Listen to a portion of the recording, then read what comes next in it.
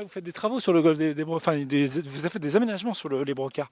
Tu peux nous Alors, expliquer l'idée? brocard et sanglier, c'est vrai que du coup on essaye toujours pour continuer à développer un peu la partie sportive et que les, Rendre ses lettres de noblesse au parcours, qui a été théâtre du championnat d'Open de France, à Lyon. Exactement, et du coup on essaye de plus en plus de mettre l'accent sur les terrains, hein, qui sont déjà en général, on va dire 80% de l'année, ils sont tip top, mais c'est vrai que du coup on avait pas mal de soucis en hiver avec des zones un petit peu humides, pas mal de vers de terre, de choses comme ça. Donc le club a vraiment mis un gros paquet sur le parcours cet hiver et depuis quelques années, avec énormément de sablage, du regarnissage.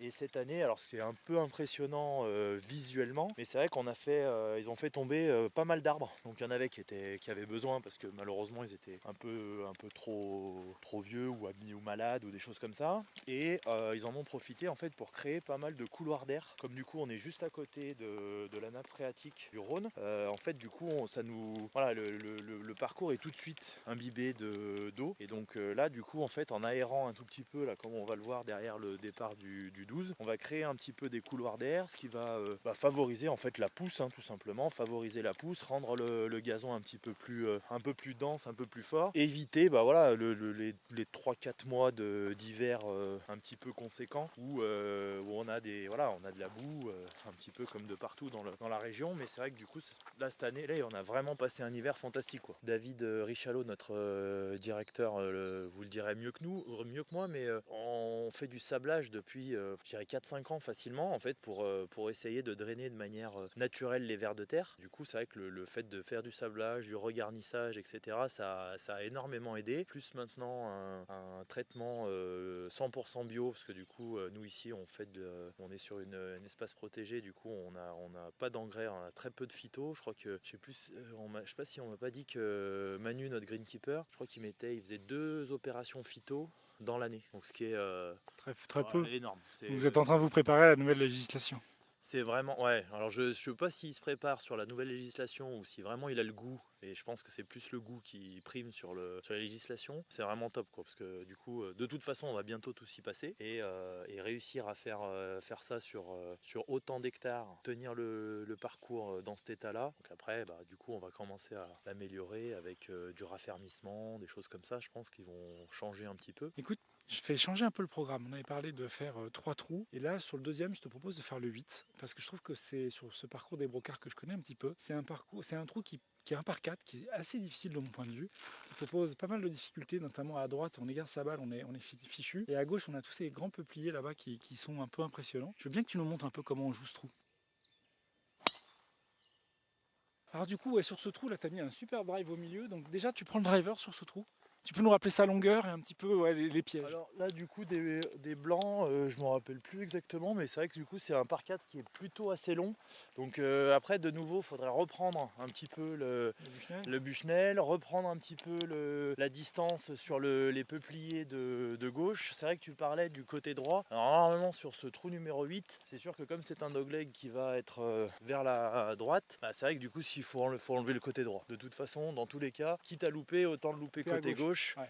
Donc du côté gauche, avec un petit peu de réussite, tu peux toujours faire ton petit coup de recentrage qui va venir se mettre devant le green. Au pire, approche putt ou approche de putt, on est de nouveau sur notre par bogey. Pour les joueurs qui vont avoir un objectif bogey, sur ce trou-là, si tu es entre bogey et double, voilà, l'objectif un peu 5,5, sur celui-là, c'est vrai que c'est plutôt pas mal. Ah, 5,5, ça bogey plus. Hein. C'est bogey plus, voilà. Et après, faut pas hésiter, hein. Après, c'est vrai que les difficultés du parcours sont données un petit peu sur les cartes de score, mais chaque joueur doit donner un peu son objectif sur le trou de manière à pouvoir tout simplement se baser par rapport à ses compétences plutôt que par rapport à ce que demande le trou, et accepter de prendre un bogey pour quelqu'un qui est scratch ou accepter de prendre un double pour quelqu'un qui est bogey player, c'est plutôt cohérent. De toute façon, on refera sûrement un birdie ou deux un peu plus loin, on va sûrement refaire un par ou deux un peu plus loin, donc automatiquement ça va se compenser. Donc faut bien garder ça en tête. On a souvent tendance à s'affoler un peu, oh mon dieu j'ai fait double, mais un double sur un trou difficile c'est plutôt Un bon score.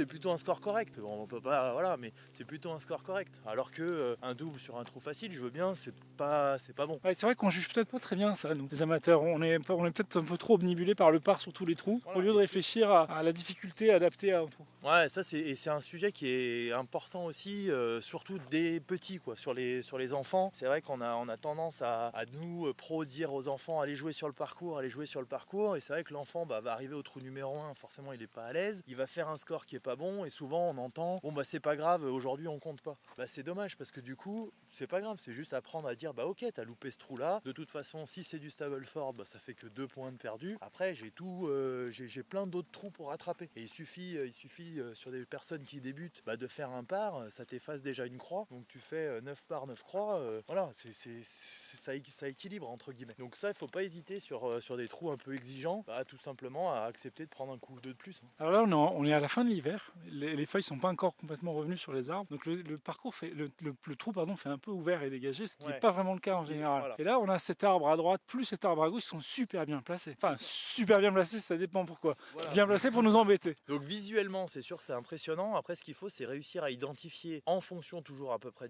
en fonction du niveau. En fait, l'arbre de droite, il est à hauteur de 50 mètres à l'entrée du green. Donc automatiquement, les joueurs qui tapent là ici sur des distances entre 100 et 130 mètres par rapport à l'attaque de green, on va jouer sur des clubs assez ouverts. Donc du coup en fait on est largement au-dessus des arbres. En moyenne, quelqu'un qui tape un fer 7 à 140 mètres va mettre des hauteurs de balle autour de 20 mètres de haut. Donc ça peut donner une sorte d'idée en disant en fait je passe facile. À l'inverse, le drapeau là-bas qui est complètement l'arbre qui est complètement à gauche, lui il est dangereux. Mais par contre si la mise en jeu t'ouvre l'attaque de green, ça devient beaucoup plus facile. Que du coup j'ai quand même le premier arbre qui est assez court. Tu as essayé de lui donner un effet de droite vers la gauche. Puis d'ailleurs, on voit que la balle rebondit plutôt vers la gauche à la fin, vers le drapeau. Moi, j'ai une petite tendance perso de petit à avoir tendance à coucher un peu le corps dans mon swing. Donc c'est une petite marque de... Tu horizontalises ton club? Ouais, en fait, quand on est petit, on cherche à se tordre un peu pour essayer de fouetter un peu plus la balle de l'intérieur. Ça lui donne un peu plus de roule. Malheureusement, j'ai un peu gardé ça...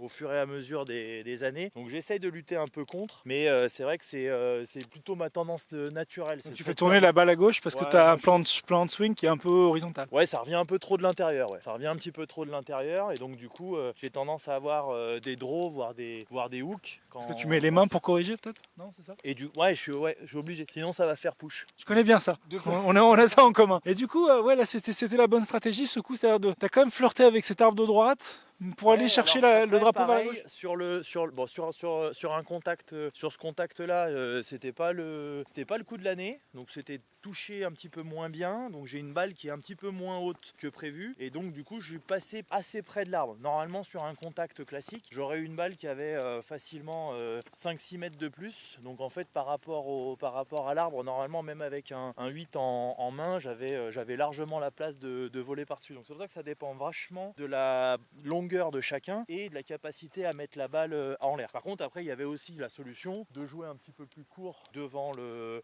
green ici, en essayant de se mettre plutôt sur la zone remontante que la zone descendante bien entendu, de manière à aller chercher un approche putt ou approche de putt, et auquel cas je tombais dans mes 4,5 sur un joueur un chiffre, et sur un 5,5 sur des joueurs bogey player quoi. Donc voilà, après derrière la profondeur du drapeau etc, ça c'est pareil, c'est des informations qui sont importantes à prendre, et que de nouveau on a tendance à un petit peu sous-estimer.